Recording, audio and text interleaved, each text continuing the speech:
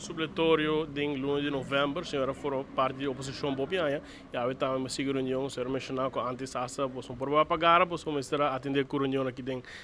como vai que sai que timing, mas sempre ang viagem senhora. Seguro, não? Vamos aqui não, botar parar, caminha com o botinho cambio de presupuesto que normalmente mas lista e não para parlamentário vai atrás,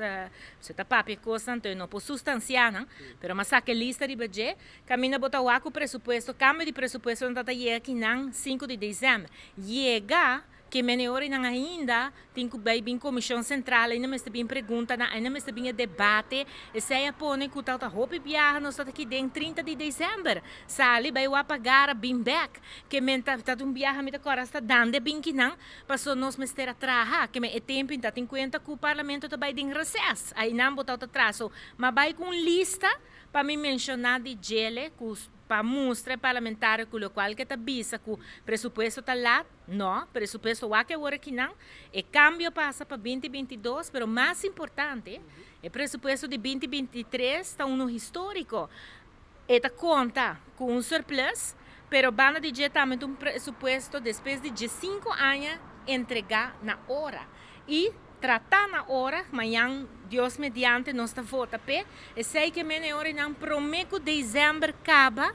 país Aruba, turgente tem claridade que hora anha volta, que nós por espera de depois. Manejo financeiro riba na maneira hope sério de qual awe bo por wak e resultado. Mita hope orgulhoso, mita bisa de por a haya oportunidade de porta o ministro de finanças, ne país aqui não tá algo fácil, mas passa de pandemia que menturene por papi que não quer. Pero, mi tá o Ministério de Finanças e Economia dentro da pandemia aqui, o país aqui, queda inteiro. E agora que não também manejo financeiro nós adelanto não super grande, pois me está orgulhoso de portar tem honor aqui a oportunidade de fazer aqui e também demonstrar o resultado não aqui não. Nós ajustar a entrada não, na lo qual que tem crescimento econômico último que não, pero também na nível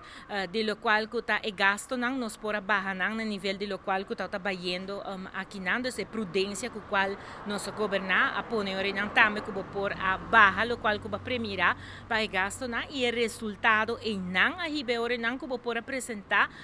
presupuesto que se botar na conta começando na 226 e terminando no 22, pues está uma diferença bastante grande, mais de 100 e pico milhões de florins. E essa aqui agora não seguro está 13 anos,